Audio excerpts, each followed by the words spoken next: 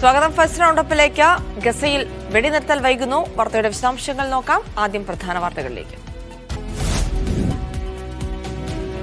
കൂത്താട്ടുകുളം നഗരസഭാ കൌൺസിലറെ കടത്തിക്കൊണ്ടുപോയതിൽ CPM പ്രതിരോധത്തിൽ. കൊന്നുകളയുമെന്ന് നേതാക്കൾ ആക്രോശിച്ചതായി കലാരാജു. പൊതുമധ്യത്തിൽ അപമാനിക്കപ്പെട്ടെന്നും പരാതി. പൊതുജന മധ്യത്തിൽ നിർത്തുക എന്ന് പറഞ്ഞാൽ ശരിക്കും നമുക്ക് ഒരിക്കലും അംഗീകരിക്കാൻ പറ്റാത്ത കാര്യമാണ്. ഇനി ഒരാൾക്ക് പോലും ഈ അവസ്ഥ ഉണ്ടാകാൻ പാടില്ല. ആരോപണം നിഷേധിച്ച് CPM. പാർട്ടി ഓഫീസിൽ ചെന്ന് അവിടെ അവർ ഇരുന്ന് സംസാരിച്ചു. അവർക്ക് ചായ കൊടുത്തു, ഉച്ചയ്ക്ക് ഊണ് കൊടുത്തു, വൈകുന്നേരം അവർക്ക് വീണ്ടും ചായ കൊടുത്തതിന് ശേഷം ഞങ്ങൾ ഈ ആളെ വീട്ടിൽ കൊണ്ടുവന്നാക്കാം. സുരക്ഷയൊരുക്കുന്നതിൽ വീഴ്ച വരുത്തിയെന്ന പരാതിയിൽ മൂവാറ്റുപുഴ DYSPക്കെതിരെ അന്വേഷണം.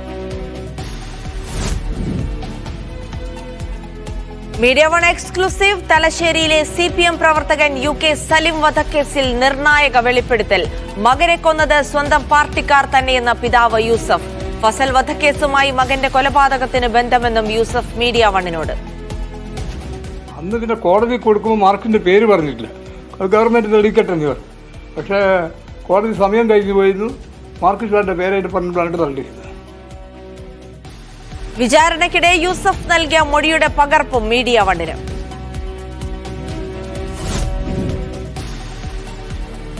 കോഴിക്കോട് മെഡിക്കൽ കോളേജിൽ മരുന്നുക്ഷാമത്തിൽ വലഞ്ഞ് രോഗികൾ. കരാറുകാർ മരുന്ന് വിതരണം നിർത്തിയിട്ട് 10 ദിവസം. കാരുണ്യ വഴി അവശ്യ മരുന്നുകൾ വിതരണം ചെയ്യാനുള്ള നീക്കവും നടന്നില്ല. മെഡിക്കൽ കോളേജിന് മുന്നിൽ MK രാഘവൻ MPയുടെ ഉപവാസ സമരം. മരുന്ന് പ്രതിസന്ധി നിയമസഭയിൽ ഉന്നയിക്കാൻ പ്രതിപക്ഷം. കഞ്ചിക്കോട് ബ്രൂവറിക്ക് അനുമതി നൽകിയതിൽ പ്രതിപക്ഷ പ്രതിഷേധം ശക്തം. ഭൂഗർഭജലക്ഷാമം രൂക്ഷമായ പ്രദേശത്ത് ബ്രൂവറി അനുവദിക്കില്ലെന്ന് നാട്ടുകാർ. ഞങ്ങളുടെ സ്ഥലം മാഫിയ റിയൽ എസ്റ്റേറ്റുകാർ എടുത്തിട്ടുണ്ട്. അതിനുള്ള നടപടികൾ നിങ്ങൾ ചെയ്യണം പറഞ്ഞു. സ്ഥലം ഞങ്ങൾക്ക് വീണ്ടും കിട്ടോളം ഞങ്ങൾ ഇതിലെ കുടുംബാംഗങ്ങൾ മൊത്തം ഞങ്ങൾ രംഗത്തിറങ്ങിക്കൊണ്ടിരിക്കും. അത് എവിടെ ഏത് അറ്റം വരെ പോകാനും ഞങ്ങൾ തയ്യാറാണ്. പ്രതിഷേധവുമായി കോൺഗ്രസും BJPയും. കേരളത്തിൽ ഒരു കാര്യവും നടക്കരുതെന്ന് ഉറപ്പിച്ചവരാണ് വിവാദമാക്കുന്നതെന്ന് എക്സൈസ് മന്ത്രി.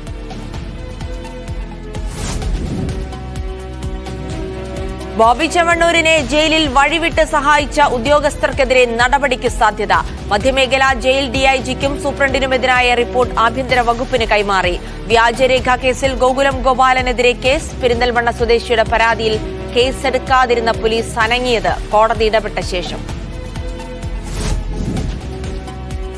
തൃണമൂൽ കോൺഗ്രസിനെ ഘടകകക്ഷിയാക്കണമെന്നാവശ്യപ്പെട്ട UDFന് PV അൻവറിന്റെ കത്ത്. ഘടകകക്ഷി നേതാക്കൾക്കും കത്ത് കൈമാറി. ഇന്നത്തെ KPCC രാഷ്ട്രീയകാര്യ സമിതി വിഷയം ചർച്ച ചെയ്യും. കോൺഗ്രസ് കേന്ദ്ര നേതൃത്വത്തിന്റെ നിലപാടും നിർണായകമാകും. 4 വിദ്യാർത്ഥികളുടെ മരണത്തിനിടയാക്കിയ കുസാറ്റ് ദുരന്തത്തിൽ മുൻ രജിസ്ട്രാറെ ഒഴിവാക്കി പോലീസ് കുറ്റപത്രം. സുരക്ഷ ഏർപ്പെടുത്തുന്നതിൽ വീഴ്ച വരുത്തിയ രജിസ്ട്രാറെ പ്രതി ചേർക്കേണ്ട സാഹചര്യമില്ലെന്ന് അന്വേഷണ സംഘം. സ്കൂൾ ഓഫ് എഞ്ചിനീയറിംഗ് മുൻ പ്രിൻസിപ്പൽ അടക്കം 3 പേർക്കെതിരെ മനഃപൂർവ്വമല്ലാത്ത നരഹത്യാ കുറ്റം. Media one exclusive. Champions trophy ടീമിൽ ഇടം നൽകാത്ത സഞ്ജുവിനെ ചൊല്ലി സെലക്ഷൻ കമ്മിറ്റിയിൽ തർക്കമുണ്ടായെന്ന് റിപ്പോർട്ട്. സഞ്ജു വേണമെന്ന് വാദിച്ച് ഗൗതം ഗംഭീർ, വേണ്ടെന്ന് അഗാർക്കറും രോഹിത്തും. പ്രീമിയർ ലീഗിൽ മാഞ്ചസ്റ്റർ സിറ്റിയും മാഞ്ചസ്റ്റർ യുണൈറ്റഡും ഇന്ന് കളത്തിൽ. ലാലിഗ പട്ടികയിൽ 1ാം സ്ഥാനം ലക്ഷ്യമിട്ട് റയൽ ഇറങ്ങുന്നു.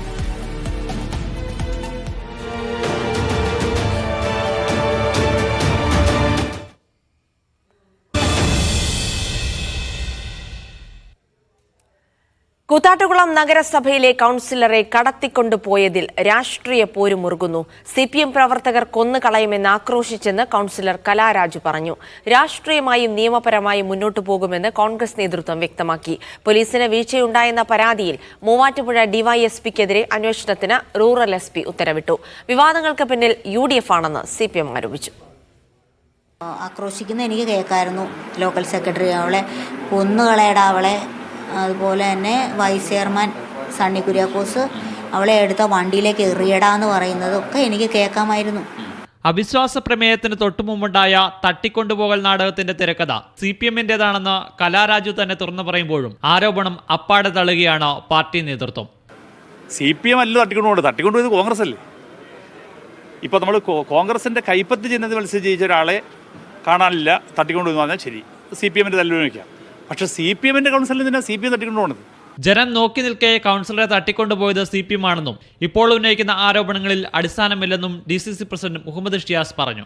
അവരോട് വാഹനത്തിൽ വന്നിറങ്ങിയ അവരെ 150-150 വരുന്ന CPM പ്രവർത്തകരും നേതാക്കന്മാരും ആക്രോശിച്ചുകൊണ്ട് കൊല്ലടാ എന്നും വലിച്ചു കയറ്റടാ എന്നും പറഞ്ഞ് മുടിക്കുത്തിന് വലിച്ച് അവരുടെ സാരി വലിച്ചെടുത്ത് അവരെ ചവിട്ടി വാഹനത്തിൽ കയറ്റി അവരുടെ പുറത്ത് ഒരാൾ കയറിയിരുന്നത്. ഫ്രണ്ടിലെ സീറ്റിലാണ് അവരിരുന്നത്. അവരുടെ പുറത്ത് ഒരാളാണ് കയറിയിരുന്നത്. എന്നിട്ടാണ് ആ വാഹനം അവിടുന്ന് കടത്തിക്കൊണ്ടുപോയത്. ഞാനും നിങ്ങൾ ഇതിൽ കൂടുതൽ എന്ത് തെളിവാണ് വേണ്ടത്? സംഭവത്തിന്റെ ആദ്യഘട്ടത്തിൽ LDF പ്രവർത്തകർക്കെതിരെയാണ് പോലീസ് കേസെടുത്തിരുന്നെങ്കിൽ ഇന്ന് അനൂപ് ജേക്കബ് MLA ഉൾപ്പെടെ 50 UDF പ്രവർത്തകരെയും പ്രതി ചേർത്തിട്ടുണ്ട്. മീഡിയ 1 കൊച്ചി.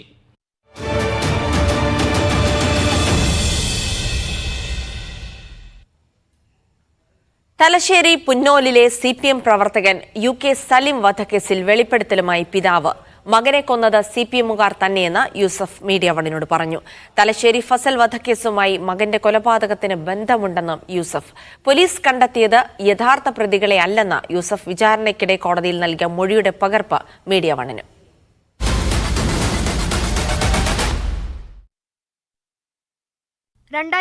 ജൂലൈ 23 പുന്നോലിലെ CPM പ്രവർത്തകൻ UK സലീം കൊല്ലപ്പെട്ടത്. കൊലപാതകത്തിനു പിന്നിൽ 7 NDF പ്രവർത്തകരെന്നായിരുന്നു കേസ് അന്വേഷിച്ച ക്രൈംബ്രാഞ്ചിന്റെ കണ്ടെത്തൽ. കേസിന്റെ വിചാരണ തലശ്ശേരി അഡീഷണൽ സെഷൻസ് കോടതിയിൽ തുടരുന്നതിനിടെയാണ് പിതാവ് സലീമിന്റെ വെളിപ്പെടുത്തൽ.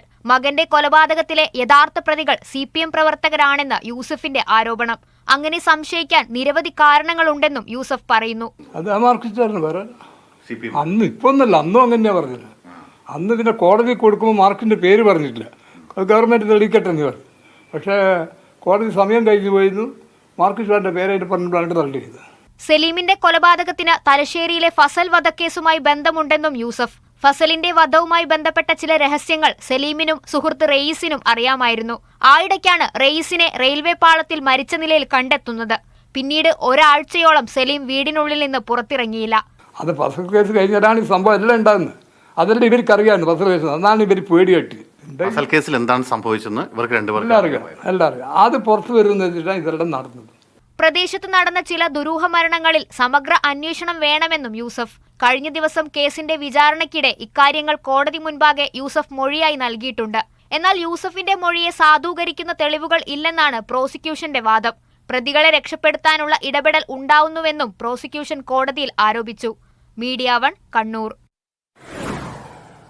കോഴിക്കോട് മെഡിക്കൽ കോളേജിലെ മരുന്ന് ക്ഷാമം പരിഹരിക്കണമെന്നാവശ്യപ്പെട്ട് MK രാഘവൻ MPയുടെ ഉപവാസ സമരം. മരുന്ന് പ്രതിസന്ധി തുടങ്ങി ഇത്ര ദിവസമായിട്ടും ആരോഗ്യമന്ത്രി മിണ്ടുന്നില്ലെന്ന് MK രാഘവൻ പറഞ്ഞു. MK മുനീർ MLA ഉപവാസം ഉദ്ഘാടനം ചെയ്തു. കോഴിക്കോട് മെഡിക്കൽ കോളേജിൽ മരുന്ന് വിതരണം നിർത്തിയിട്ട് 10 ദിവസം പിന്നിട്ടു. വിതരണക്കാർക്ക് നൽകാനുള്ള കുടിശ്ശികയുടെ കാര്യത്തിൽ യാതൊരു ധാരണയിലും സർക്കാർ എത്തിയിട്ടില്ല. 3 ജില്ലകളിലെ രോഗികളുടെ ആശ്രയ കേന്ദ്രമായ മെഡിക്കൽ കോളേജിലെ പ്രതിസന്ധി അവസാനിപ്പിക്കാൻ സർക്കാർ ഇടപെടുന്നില്ല എന്ന് ആരോപിച്ചാണ് MK രാഘവൻ MP 24 മണിക്കൂർ ഉപവാസ സമരം നടത്തുന്നത്. ഇതുമായി ബന്ധപ്പെട്ട ഒരു ചർച്ചയും നടക്കുന്നില്ല. അപ്പോൾ സ്വാഭാവികമായും ഞങ്ങൾ ഗാന്ധിയൻ മാർഗം സമരം സ്വീകരിച്ചു. ഇതിൻ്റെ അകത്തൊരു കാര്യമുണ്ട്. സംസ്ഥാന ഗവൺമെൻറ് ഇടപെട്ടുകൊണ്ട് ഇന്നലെ വരെ രോഗികൾക്ക് എങ്ങനെയാണോ ചികിത്സ ലഭിച്ചത് അത് തുടർന്ന് ലഭിക്കണം എന്ന് പറഞ്ഞാൽ അതിനാവശ്യമായ മരുന്ന് കിട്ടണം, ബാക്കി എല്ലാ സൗകര്യങ്ങളും കിട്ടണം. അതിപ്പോഴില്ല. വിഷയം നിയമസഭയിൽ ഉന്നയിക്കുമെന്ന് ഉദ്ഘാടനം ചെയ്ത MK മുനീർ MLA പറഞ്ഞു. മെഡിക്കൽ കോളേജിൽ വരുന്ന രോഗികൾ സ്വകാര്യ മരുന്ന് ഷോപ്പിൽ നിന്നും മരുന്ന് വാങ്ങാനുള്ള സാമ്പത്തിക ശേഷിയില്ലാത്തതിൻ്റെ പേരിൽ ഇവിടുത്തെ കടകൾ കയറി ഇറങ്ങി കൈനീട്ടി യാചിക്കുന്ന സാഹചര്യമുണ്ടാക്കിയ കേരളത്തിൻ്റെ മുഖ്യമന്ത്രിയാണ് ഇതിനാദ്യം മറുപടി പറയേണ്ടത്. 150ഓളം അവശ്യമരുന്നുകൾ കാരുണ്യ വഴി വിതരണം ചെയ്യാനാണ് ആരോഗ്യവകുപ്പിന്റെ തീരുമാനം. നാളെ തിരുവനന്തപുരത്ത് ആരോഗ്യവകുപ്പ് യോഗം ചേരുന്നുണ്ട്. മരുന്ന് ക്ഷാമം ആശുപത്രിയുടെ പ്രവർത്തനത്തെ താളം തെറ്റിച്ചു തുടങ്ങിയിട്ടുണ്ട്. എത്രയും പെട്ടെന്ന് പരിഹരിക്കണമെന്ന് തിരുവനന്തപുരത്ത് ചേരുന്ന യോഗത്തിൽ മെഡിക്കൽ കോളേജ് അധികൃതർ ആവശ്യപ്പെടും. ഷിത ജഗത്, മീഡിയ 1 കോഴിക്കോട്.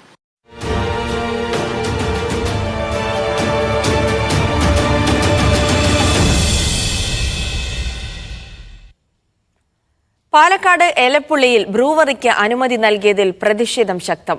ഭൂഗർഭജലക്ഷാമം രൂക്ഷമായ പ്രദേശത്ത് ബ്രൂവറി അനുവദിക്കില്ലെന്ന് നാട്ടുകാർ പ്രതികരിച്ചു. കോൺഗ്രസും BJPയും സ്ഥലത്ത് പ്രതിഷേധം സംഘടിപ്പിച്ചു. അതിനിടെ ബ്രൂവറിക്ക് വേണ്ടി ഭൂമി തട്ടിയെടുത്തെന്ന് ചൂണ്ടിക്കാട്ടി ചില പ്രദേശവാസികളും രംഗത്തെത്തി. എലപ്പുള്ളിയിലെ 26 ഏക്കർ സ്ഥലമാണ് ബ്രൂവറിക്ക് വേണ്ടി വാങ്ങിയത്. ജലക്ഷാമം അതിരൂക്ഷമായ പ്രദേശത്ത് ബ്രൂവറി വന്നാൽ തങ്ങൾ വലിയ പ്രതിസന്ധിയിലാകുമെന്ന് പ്രദേശവാസികൾ ചൂണ്ടിക്കാട്ടുന്നു. ഇവർക്ക് പിന്തുണയുമായി കോൺഗ്രസും ബിജെപിയും രംഗത്തെത്തി. സ്ഥലത്ത് ഇരു പാർട്ടി പ്രവർത്തകരും കൊടികുത്തി. മന്ത്രി MP രാജേഷ് കോടികളുടെ അഴിമതിയാണ് ബ്രൂവറിയുടെ മറയിൽ നടത്തിയതെന്ന് സ്ഥലം സന്ദർശിച്ച VK ശ്രീകണ്ഠൻ MP ആരോപിച്ചു. സ്വന്തം പാർട്ടിയിലെ ജില്ലാ കമ്മിറ്റിയിലെ സംസ്ഥാന നേതാക്കന്മാരെ പറഞ്ഞത് MP രാജേഷ് ഇതിൽ കൊടിയ അഴിമതി കാട്ടിയിട്ട് നിങ്ങൾ വിടരുത്. ആരാ പറയുന്നറിയോ? CPM-കാരാ. എന്നാൽ പ്രതിപക്ഷം ആശങ്ക സൃഷ്ടിക്കുകയാണെന്ന് MP രാജേഷ് ചൂണ്ടിക്കാട്ടി. കേരളത്തിൽ ഒരു കാര്യവും നടക്കരുതെന്നും ഒന്നും നടത്താൻ അനുവദിക്കില്ല എന്നും നിശ്ചയിച്ചുറപ്പിച്ച വളരെ പ്രതിലോമകരമായി പ്രവർത്തിക്കുന്ന ശക്തികളാണ് ഇതിനെയൊക്കെ വിവാദമാക്കുന്നത്. ബ്രൂവറിക്ക് വേണ്ടി തങ്ങളുടെ സ്ഥലങ്ങൾ തട്ടിയെടുത്തതായി പ്രദേശവാസികളായ ചില സ്ത്രീകളും പറയുന്നു. വില്ലേജിൽ പോയി അന്വേഷിച്ചപ്പോഴാണ് ഞങ്ങളുടെ സ്ഥലം മാഫിയ റിയൽ എസ്റ്റേറ്റുകാർ എടുത്തിട്ടുണ്ട്, അതിനുള്ള നടപടികൾ നിങ്ങൾ ചെയ്യണം പറഞ്ഞു. വിഷയത്തിൽ വരും ദിവസങ്ങളിലും ശക്തമായ പ്രതിഷേധങ്ങൾ ഉണ്ടാകും. മീഡിയ 1 പാലക്കാട്. ബോബി ചെമ്മണ്ണൂരിന് ജയിലിൽ വഴിവിട്ട് സഹായം നൽകിയ ഉദ്യോഗസ്ഥർക്കെതിരെ നടപടിക്ക് ശുപാർശ. മധ്യമേഖല ജയിൽ DIGക്കും ജയിൽ സൂപ്രണ്ടിനുമെതിരെ വകുപ്പുതല നടപടിക്കാണ് ശുപാർശ.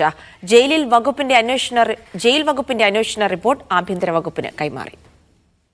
ബോബി ചെമ്മണ്ണൂരിനെ താമസിപ്പിച്ചിരുന്ന എറണാകുളം കാക്കനാട്ടെ ജയിലിൽ ജയിൽ ചട്ടങ്ങൾക്ക് വിരുദ്ധമായ പ്രവർത്തനങ്ങൾ നടന്നുവെന്ന് കണ്ടെത്തിയിരുന്നു. മധ്യമേഖല ജയിൽ DIGP അജയ്കുമാറിനൊപ്പം മറ്റാളുകൾ എത്തിയത് ജയിൽ രജിസ്റ്ററിൽ രേഖപ്പെടുത്തിയില്ല. ബോബി ചെമ്മണ്ണൂരിന് ഫോൺ വിളിക്കാൻ നൽകി. ജയിൽ സൂപ്രണ്ടിന്റെ മുറി ബോബിക്കൊപ്പമുള്ളവർ ഉപയോഗിച്ചു എന്നതടക്കമുള്ള കാര്യങ്ങൾ ജയിൽ വകുപ്പിന്റെ അന്വേഷണത്തിലും സ്പെഷ്യൽ ബ്രാഞ്ച് അന്വേഷണത്തിലും കണ്ടെത്തിയിരുന്നു. CCTV ദൃശ്യങ്ങൾ ഉൾപ്പെടെ അന്വേഷണ സംഘം ശേഖരിച്ചിട്ടുണ്ട്. ജയിൽ വകുപ്പ് മേധാവി ആഭ്യന്തര വകുപ്പിന് കൈമാറിയ റിപ്പോർട്ടിൽ മധ്യമേഖല DIGക്കും ജയിൽ സൂപ്രണ്ടിനുമെതിരെ വകുപ്പുതല നടപടി വേണമെന്ന് ശുപാർശ ചെയ്തിട്ടുണ്ട്. സംഭവത്തിൽ വിശദമായ അന്വേഷണം വേണമെന്നും റിപ്പോർട്ടിലുണ്ട്. വിഷയത്തിൽ ആരോപണ വിധേയരായ ഉദ്യോഗസ്ഥർക്കെതിരെ നടപടി സ്വീകരിക്കാനാണ് സാധ്യത. മീഡിയ 1 തിരുവനന്തപുരം. തമിഴ്നാട് ചിറ്റ് രജിസ്ട്രാറുടെ വ്യാജ സീലും ഇടപാടുകാരുടെ വ്യാജ ഒപ്പും ഉൾപ്പെടുത്തി വ്യാജരേഖ നിർമ്മിച്ചതിന് ഗോകുലം ചിറ്റ്സ് ഉടമ ഗോകുലം ഗോപാലനെതിരെ കേസ്. പെരിന്തൽമണ്ണ സ്വദേശി മുഹമ്മദ് ബഷീറിന്റെ പരാതിയിൽ കേസെടുക്കാതിരുന്ന പോലീസ് മജിസ്ട്രേറ്റ് കോടതിയുടെ ഉത്തരവിനെ തുടർന്നാണ് കേസെടുത്തത്. ഗോകുലം ഗോപാലനും ഭാര്യയുമടക്കം ഗോകുലം ചിറ്റ് ഫണ്ടിന്റെ ഡയറക്ടർമാരെല്ലാം കേസിൽ പ്രതികളാണ്. FIRന്റെയും വ്യാജരേഖയുടെയും പകർപ്പ് മീഡിയ 1ന്.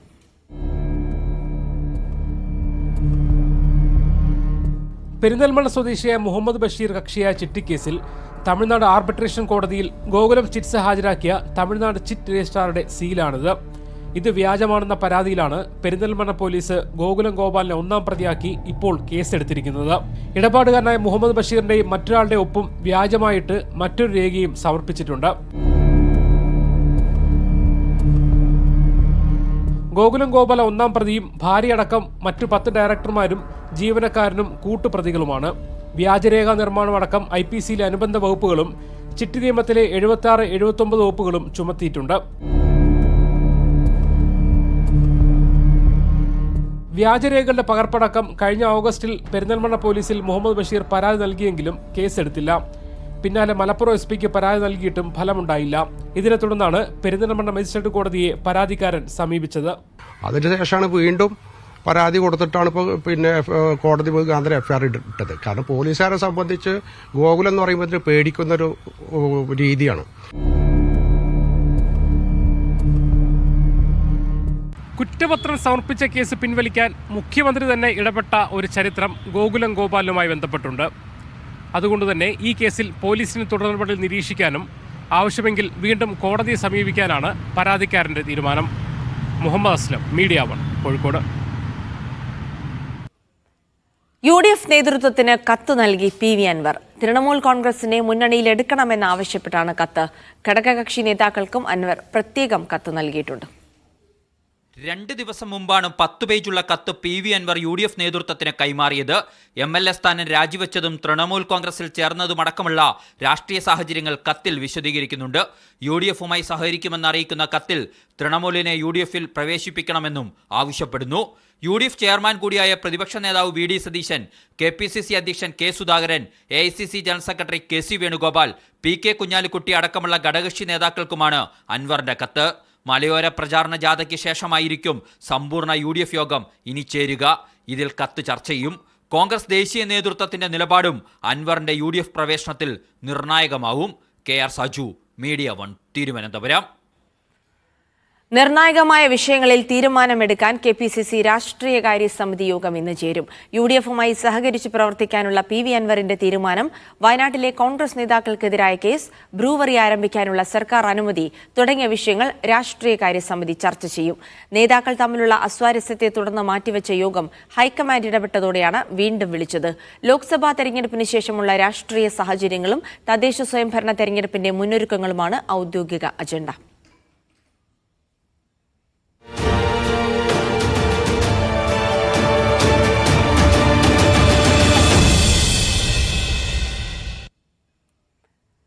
നാല് വിദ്യാർത്ഥികളുടെ മരണത്തിനിടയാക്കിയ കുസാറ്റ് ദുരന്തത്തിൽ അന്വേഷണ സംഘം കുറ്റപത്രം സമർപ്പിച്ചു.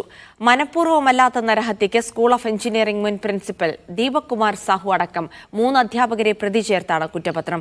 പോലീസ് സുരക്ഷ ആവശ്യപ്പെട്ടുള്ള കത്ത് കൈമാറുന്നതിൽ വീഴ്ച വരുത്തിയെന്ന പരാതിയിൽ മുൻ രജിസ്ട്രാറെ പ്രതി ചേർക്കേണ്ട സാഹചര്യമില്ലെന്നാണ് തൃക്കാക്കര ACPയുടെ നേതൃത്വത്തിലുള്ള അന്വേഷണ സംഘത്തിന്റെ കണ്ടെത്തൽ.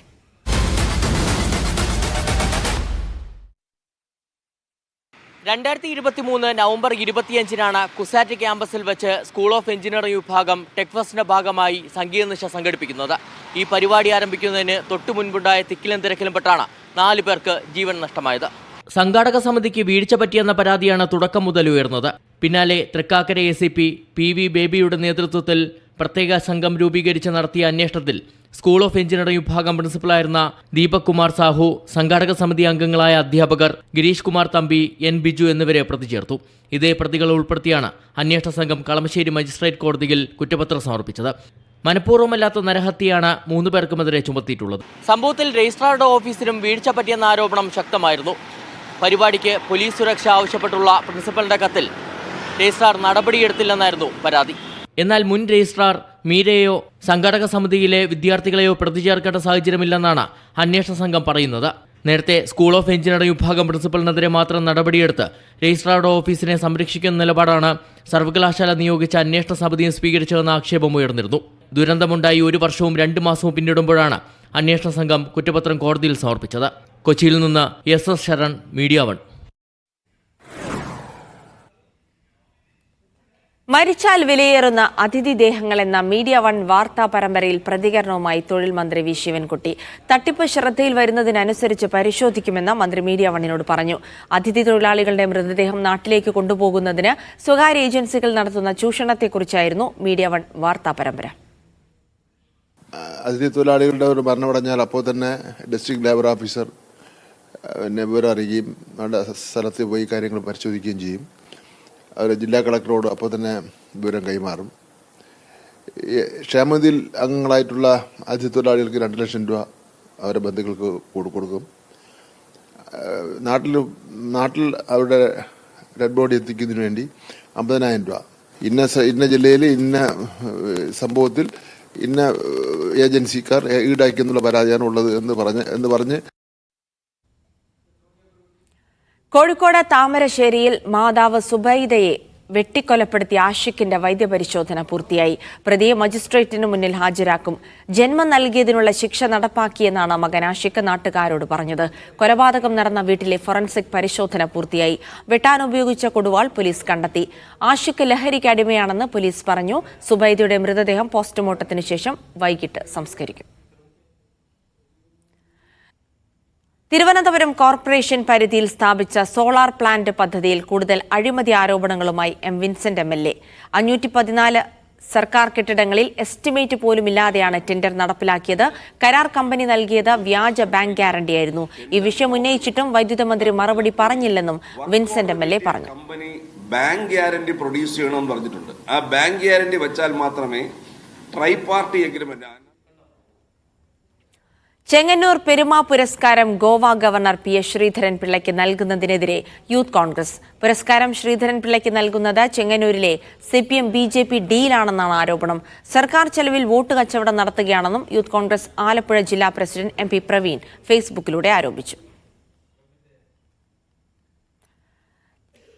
സഞ്ജു സാംസണ് ചാമ്പ്യൻസ് ട്രോഫി ടീമിൽ ഇടം നൽകുന്നത് സംബന്ധിച്ച് സെലക്ഷൻ കമ്മിറ്റിയിലും തർക്കം നടന്നതായി റിപ്പോർട്ട്. സഞ്ജു വേണമെന്ന് കോച്ച് ഗൗതം ഗംഭീർ വാദിച്ചെങ്കിലും അജിത് അഗാർക്കറും രോഹിത് ശർമ്മയും വിയോജിച്ചു. സഞ്ജുവിനെതിരെ രൂക്ഷ വിമർശനം നടത്തിയ കേരള ക്രിക്കറ്റ് അസോസിയേഷനെതിരെ സഞ്ജുവിന്റെ ആരാധകരും രംഗത്തെത്തി. ചാമ്പ്യൻസ് ട്രോഫി ടീമിൽ സഞ്ജുവിനെ ഉൾപ്പെടുത്താത്തതിന് പിന്നാലെയുള്ള വിവാദങ്ങൾ തുടരുകയാണ്.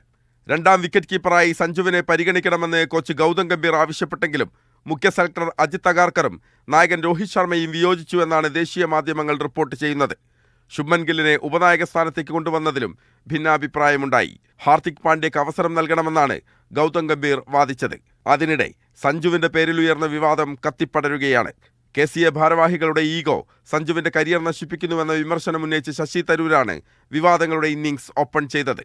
തരൂരിനെ പ്രതിരോധിച്ചും സഞ്ജു സാംസനെ കടന്നാക്രമിച്ചും KCA പ്രസിഡന്റ് തന്നെ രംഗത്തെത്തി. ഞാൻ അവൈലബിൾ ആകുമ്പോൾ ഒന്ന് കളിക്കാനുള്ളതാണോ കേരള ക്രിക്കറ്റ് അസോസിയേഷൻ? അദ്ദേഹത്തിന് തോന്നുമ്പോൾ ക്യാമ്പിൽ പങ്കെടുക്കുക, അല്ലെങ്കിൽ വന്ന് കളിക്കാനുള്ളതല്ല കേരള ക്രിക്കറ്റ് അസോസിയേഷൻ. സഞ്ജുവിനെ പരസ്യമായി വിമർശിച്ച കേരള ക്രിക്കറ്റ് അസോസിയേഷനെതിരെ സഞ്ജു സാംസന്റെ ആരാധകരും രംഗത്തെത്തി.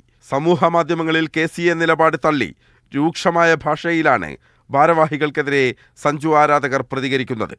Sports desk, media 1. English premier ലീഗിൽ മാഞ്ചസ്റ്റർ സിറ്റിയും മാഞ്ചസ്റ്റർ യുണൈറ്റഡും ഇന്ന് കളത്തിൽ. മാഞ്ചസ്റ്റർ യുണൈറ്റഡ് ബ്രൈറ്റനെ നേരിടും. മാഞ്ചസ്റ്റർ സിറ്റിക്ക് ഇപ്സ്വിച്ച് ടൗൺ ആണ് എതിരാളികൾ. ഇന്ന് ജയിക്കാനായാൽ സിറ്റിക്ക് പോയിന്റ് പട്ടികയിൽ 5-ാം സ്ഥാനത്തെത്താം. മറ്റു മത്സരങ്ങളിൽ ടോട്ടനം എവർട്ടനെയും ചെൽസി വോൾവ്സിനെയും നേരിടും. നോട്ടിംഗ്ഹാം ഫോറസ്റ്റിനും ഇന്ന് മത്സരമുണ്ട്. ലാലിഗയിൽ പട്ടികയിൽ 1-ാം സ്ഥാനത്തെത്തുന്നത് ലക്ഷ്യമിട്ട് റയൽ മാഡ്രിഡ് ഇന്നിറങ്ങും. ലാസ് പാമാസ് ആണ് എതിരാളികൾ. 19 മത്സരങ്ങളിൽ നിന്ന് 39 പോയിന്റുമായി 2-ാം സ്ഥാനത്താണ് റയൽ. 40 പോയിന്റുള്ള അത്ലറ്റിക്കോ മാഡ്രിഡാണ് 1-ാമത്. മറ്റു മത്സരങ്ങളിൽ അത്ലറ്റിക്കോ ക്ലബും വിയാറിയലും വാലൻസിയയും ഇറങ്ങും. സ്വർണം 22 കാരറ്റ് ഗ്രാമിന് 7,400 രൂപ, പവന് 59,200 രൂപ. സ്വർണം 18 കാരറ്റ് ഗ്രാമിന് 6,140 രൂപ, പവന് 49,120 രൂപ. വെള്ളി ഗ്രാമിന് 99 രൂപ.